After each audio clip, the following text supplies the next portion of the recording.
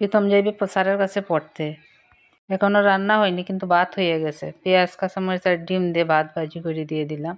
আর রুটির তাওয়াটা অনেক পুরনো, আর রুটি করতে করতে একদম ইউই গেছে। তো ওইটারে আগুনে পুড়াইয়া তারপর মেজে নিতে আসি, দেখি পরিষ্কার হয় কিনা। আর মধ্যে মধ্যে তেল দিয়েও তো ভাজি করা হয়, যার কারণে ওইটা সাইডে দিয়ে তেল বসে রয়েছে। তো ওইটারে চুলাতে পুড়াইছি, পুড়াইয়া এখন ঘষে পরিষ্কার করলাম। এর বেশি আর পরিষ্কার হয় না। আর এই যে শিকার কারণে আজ খাট খুলতে বাধ্য হলাম। কত রাত্রে খাটের নিচে শিকা ঘুর ঘুর করছে, আর এত অসহ্য লাগছে, ঘুম হয়েছে না সারা রাত। আর শিকা যেদিকে যায় এদিকে তো গায়ের একটা বিশ্রী গন্ধ আছে। তো আজকে ঘুম থেকে উঠে খাটটা একবার খুলেই ফেললাম, নিচটা পরিষ্কার করব। আর শিকা কোন দিক দিয়ে আসে এই দিকটা করে এটা বন্ধ করে দেবো রাস্তাটা। শিকা ইঁদুর থাকলে অনেক সমস্যা। সবসময় থাকে না, দিনের বেলা বেরিয়ে যায়। হঠাৎ করে আসলো, আইসা কত রাত্রে ঘুমাইতে দিছে না, ঘুর ঘুর ঘুর ঘুর, কিন্তু ধরতে গেলে আর ধরা যায় না, এমন অবস্থা। লাঠি নিয়ে রাত্রে বসে রয়েছি, তবুও তারা ধরতে পারলাম না। তা আজকে যেদিকে আসার রাস্তা দেখে দেখে এই রাস্তাগুলো বন্ধ করে দেবো। আর ওই দিন যে নষ্ট হয়েছিল বজ্রের শব্দে টিভিটা নষ্ট হয়ে গেছে, বক্সটা ঠিক করানোর জন্য দিয়ে দিচ্ছি, জানি না ঠিক হইবে কি না। আর টিভিটা তো এখন আর চলে না, লাইটগুলোও নষ্ট, সবগুলো ফ্যানই বন্ধ। একটা ফ্যান ভালো আছে। খাটের নিচটি সব কিছু পরিষ্কার করে সার্ফ, তারপরে ব্লিচিং পাউডার দিয়ে ভালোভাবে পরিষ্কার করে নিয়েছি। আর বিছানার চাদরটা আজকে পুরানো চাদরটাই বিছানো থাকবে, আগামী দিন এটা উঠিয়ে ফেলবো। আর এই যে টিফিন খেয়ে এটা রয়েছিল দেওয়ার বাকি, কারণ এটা সৈকতে আজকে ভাত নেয়নি, এটাতে ভাত নেই দুপুরে খাওয়ার জন্য ব্যাংকে। তো টিফিন কারিটা আজকে বাসায় যখন ভালোভাবে ধুয়ে পরিষ্কার করে উপর করে রাখবো, জল জড়িয়ে গেলে পরে এটা উঠিয়ে রাখবো। আর এরই মধ্যে আমাদের স্নান খাওয়া সবই কমপ্লিট হয়ে গেছে। তো এটা ধুয়ে আমি গিয়ে খুঁজে বার করবো কোন দিক দিয়ে শিকাটা ঢুকলো, রাস্তাটা খুঁজে বের করে এটা বন্ধ করে দেবো। দিনের বেলা থাকে না, সন্ধ্যার পরে এসে ঢুকে।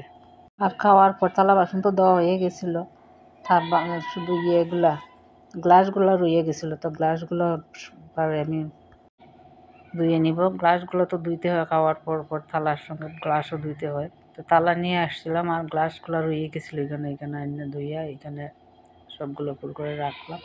দেখা যাক শুকাক। আর নারকেলটা অনেক দিন আগে থেকে শুকাই, নারকেলটা অনেক দিন ধরে এখানে আসছিল। এটা চুলানো নারকেল, নষ্ট হয়ে যায় না কি বুঝতেছি না। আর এদিকে মিষ্টি কুমড়ার ফুলকপি নিয়ে আসছিল। এখন ফুলকপি যদিও পাওয়া যায়, কিন্তু আগের মতো তেমন আর সেন্ট আর ভালো লাগে না। তো শেষ আনা হইলো, দেখা যাক পরবর্তীতে আর পাওয়া যায় কি না, যতদিন পাওয়া যায় খাই। আমি এখন একটা ইট বা পাথর খুঁজে নিয়ে আসি, শিকা যেদিকে আসে ওই রাস্তাটা বন্ধ করে দেব। তো এখানেই পাইব একটা ইট বা পাথর। আর ওই যে মোটর, এইদিকে একটা আর ওইদিকে একটা, দুইটা মোটর। ট্যাঙ্কি তো এখানে একটা আছে, উপরে আছে দুইটা। তো এখান থেকে একটা ইট পাথরের টুকরো নিয়ে নিলাম। আর এই যে নয়নতারা আজকে দুইটা ফুল ফুটছে, বেশ বড় বড়, কালারটা খুবই সুন্দর লাগে আমার কাছে। পাশের বাড়ি থেকে জবা গাছের ডাল একটা এমনিতেই কুষাই দিয়ে রাখছিলাম, শুকনো আসছিল ডালটা, এখন দেখা যায় পাতা বের হয়েছে, গাছটা একবারে দিয়ে গেছে। আর এই যে পাথরের টুকরা নিয়ে আসলাম, দেখি ওই যে দরজার ফাঁক নিচে দিয়ে, ওই যে ফাঁকে দিয়ে মনে হয় ঢুকে, এখানে আমি এটা বন্ধ করে দেবো রাস্তাটা। কাঠের নিচে সব কিছু এইভাবে পরিষ্কার করলাম, আবার যদি ঢুকে তার উপায় নেই। শিকার গায়ের শরীরে যে গন্ধ। আর প্রীতম তো গেছে স্যারের কাছে, এখনও আসে নাই। প্রীতমের রুমটা টেবিলটা একটু, যে কলম টলমগুলো এলোমেলো করে রাইখে গেছে, এগুলো আমি একটু গুছাইয়ে রাখি।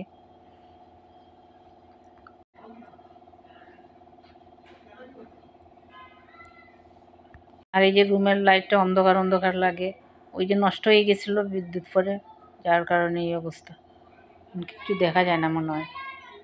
লাইট লাগানো হয়েছে অন্য পাশে, কিন্তু এখন বোঝা যায় কিছু দেখা যায় না, এই অবস্থা। চুলাটাও তো নষ্ট হয়ে গেছে। ভিডিওটা আজ এই পর্যন্ত, দেখা হবে নেক্সট ভিডিওতে। সেই পর্যন্ত সবাই সুস্থ থাকুন।